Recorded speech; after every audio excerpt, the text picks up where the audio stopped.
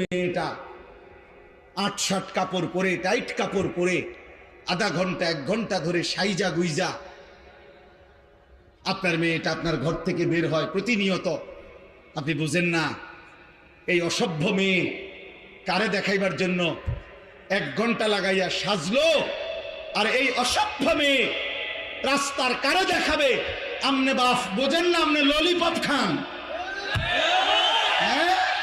আমনে বইয়া সিরা সাবান, আমনে সিরা সাবান, আপনি বুঝেন না?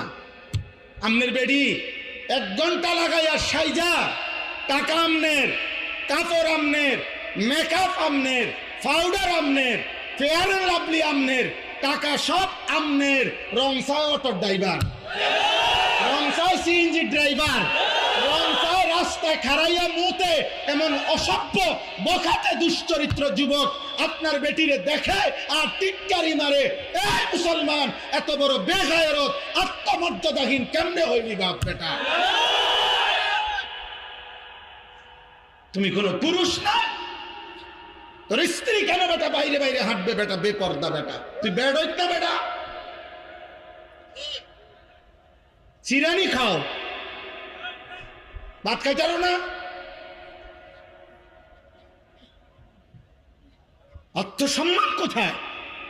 বেডি আমার বউ, বিয়ে করলাম আমি, রংসা মানছে বেকল কোথাকার বেটা, বে বে করে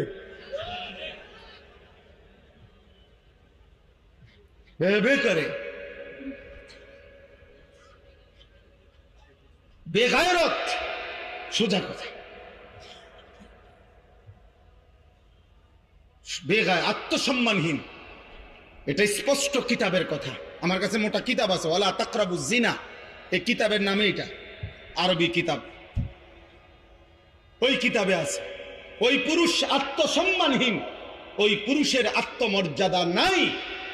আত্মসম্মান বলতে প্রেস্টিজ নাই ওই পুরুষের, যার স্ত্রী এবং কন্যা বেপর্দা। এ বড়ার মধ্যে কোনো আত্মসম্মান নাই। ভাত খায় আরে ঘুম যায়, ফেসাবে ধরলে ফেসাব করে, ঘুমাইলে হুইয়ালা।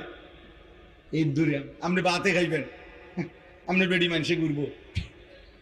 আপনার মেয়ে টোটো করিয়া করে, আপনি বইয়া বইয়া বন খান, চা দিয়া ভিজাইয়া খান, আপনি বন খান। এবার গপ মারে, সাধু আনে বইয়া গপ। আল্লাহর রহমতে আপনার দোয়ায় 3 ফুট বিদেশ। বুঝছি তো কি হইছে? 3 ফুট বিদেশ হলে কি হইছে? হ্যাঁ হুজুর, আপনার দোয়ায় আল্লাহর রহমতে একটা বিল্ডিং করছে, 4টা রুম।